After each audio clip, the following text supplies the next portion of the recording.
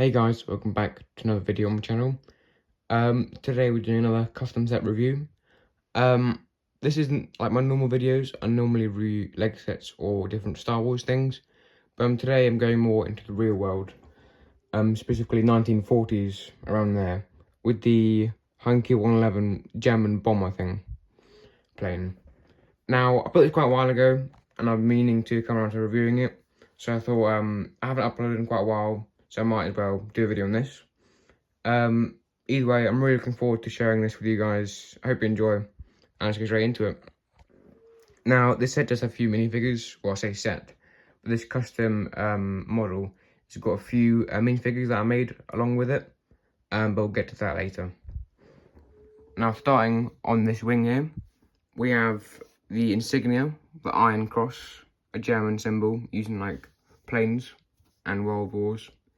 Now we have this thing sticking out on either side. Now that could be a gun, but I'm not an expert on these things. I just thought it was a gun.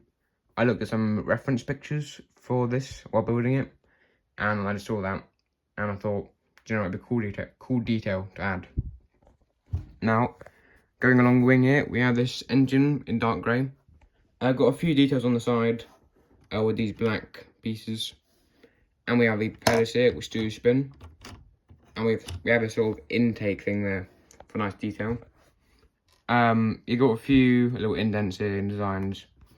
Here's the front cockpit with a specialised piece, which only comes in one set, which I had to buy to make this as good as it could be. So, yeah. Either way, I was really pleased with it, and it was worth money, I think. Here we have the gunner, which is pretty accurate. As I said, I did look at some reference pictures, and I think I did this the best I could. Same thing on either wing. Now, let's look at the cockpit now. We have two pilots, two German pilots. We can actually just take this whole thing off. Here's a special sort of egg-like piece. Now, there are two control sticks for each pilot. We have this sort of yoke here, and this ball thing here, which is quite a clever part usage, although I'm not sure if it's accurate. I've got a few details here, maybe some lights determining what level you are, sort of in the air, and you know how your fuel's doing. You can sort of see what's going on the inside with a bit of light coming through there, but we'll get to that now. So, take off the roof, it's quite simple. It's only attached by not many studs. Here we have the main interior. Now, at the back here, we have this weapon rack where you could fit some weapons and some rifles for your people or your passengers. And now this thing here, we can remove. There's actually a little map, because of course you have to know where you're going. A nice sticker piece there. It might be from Agents, but I'm not sure. But either way, it's on there, a little jumper piece. The same with the weapon rack. So you can actually take them off and swap them around, or act as if they're sort of cargo. And yeah, going to load them on the plane. Now, we have these two German officers here on a sort of bench. With some walking room in there, just space to put minifigures. Although, I will say, it's quite tricky.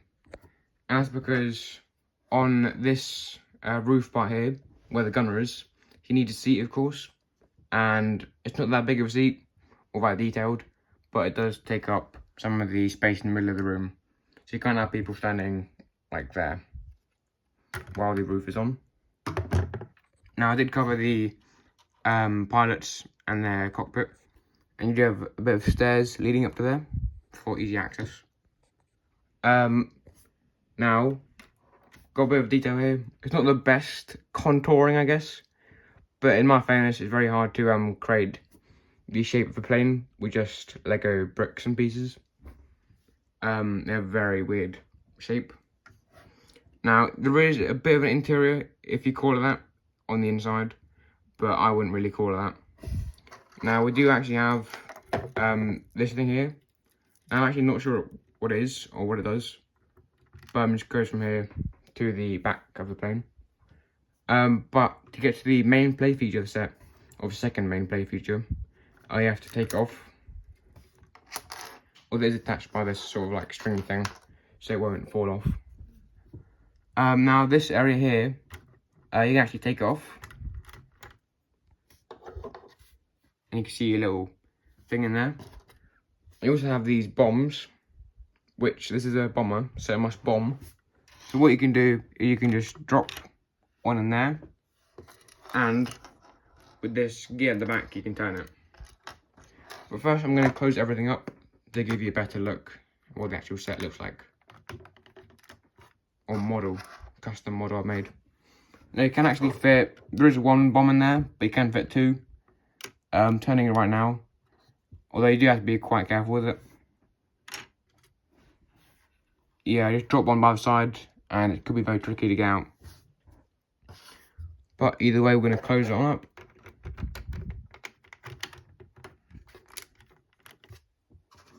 Stick that piece on. It's not too much of a hassle where it gets annoying, but just a bit, you know. Here we have the back sort of fin area here. I'm not really sure what it's called, or I can't remember. Maybe aerials, but I'm pretty sure that's these bits here. Got a bit of curviness here. I tried to replicate it. And here, this little black dot there is supposed to symbolise the swastika, the symbol you normally see in the back, or this area specifically, on planes. But unfortunately, I guess fortunately for some, I couldn't get on there just because it's quite a small area to work with, and it's quite intricate design for Lego. Quite difficult to make. And now, for the main play feature, where it bombs, it's a bit difficult to show you with this one hand, as the other hand is on the camera. But as we twist this, you can see a bomb drops out. And let's see if we can get the other bomb to come out. There we go. So it can drop two bombs, and then you have to reload it again and fill it up with more bombs. But yeah, that's quite a fun play feature. I guess you could reenact some things from like World War II. And now you might have realised the plane has landing gear. And what I made sure to do is make it retractable. And again, as I said, I used reference pictures for this and reference sort of videos. I did realise the landing gear actually folds backwards and not to the inside of the plane, which is unusual, but hey, it's accurate. So you can fold it on up, all up, and that's how it looks like. So yeah, pretty cool. And yeah, now all that's left to do is show you the minifigures. The side note, as you can see, is kind of fragile, especially the cockpit area, and maybe these details here.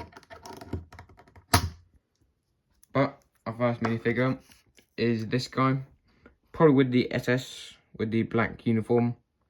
Got a little belt there, and this pauldron, which symbolises the swastika sort of shoulder thing they have in their arms. Got quite a stern face, you know, very German, I guess, for the time. And got this cool cap here. Now it is in dark blue and not black, but I chose it because it looks more like a cap, more than this, more like an officer cap. And yeah, I just prefer it out of like the other caps. Now we have this guy. Now this guy doesn't really fit the whole theme, but I actually made him for the new Indiana Jones and the Great Circle game. He's sort of like the captain guys you can find in the Vatican in that game. So I had my attempt at making that. I always made like a mini mock, which was pretty cool and fun, of that game. We have two parts there, nothing special. Although for some reason they do have two different helmets. I'm not sure why. I guess I just run out of pieces. Now the gunner here, just pop them out. Again, these are a little bit different, but I think it works. Again, I don't have that many minifig pieces for this sort of thing. I've got a lot of Star Wars sets, not a lot of German thing sets. It's got sort of a shocked expression, which could mean like some other aircraft attacking them. And he watches it through the gunner seat. Got a little bit of detail there, sort of like a pilot. And this is actually the Naboo pilot minifigure, the Naboo starfighter. Got a helmet there, and he has actually got a dual-side expression. Although I prefer the first one, because you got the helmet strap on.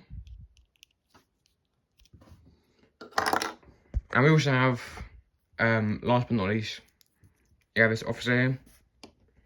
I did originally use the Indiana Jones face here. No, the Han Solo face here. It was sort of like a smug German. But I used that for my custom Indiana Jones minifigure. But it got this nice sort of rich fur neck thing attachment, which is quite unique for like a minifigure. Not many have that. And just a bit of detail from Star Wars torso. And I think it fits the bill for Nazi Germans. Yeah, guys, that's it for this review. Let me know if you want to see more things like this. And if you like content, subscribe, of course. And as you can see there, I've got an Indiana Jones set. I've got quite a few other Indiana Jones sets actually. So let me know if you want to see me review those. I'll be more than happy to. Yeah, like, comment, subscribe, and I'll see you the next time I upload in like a year.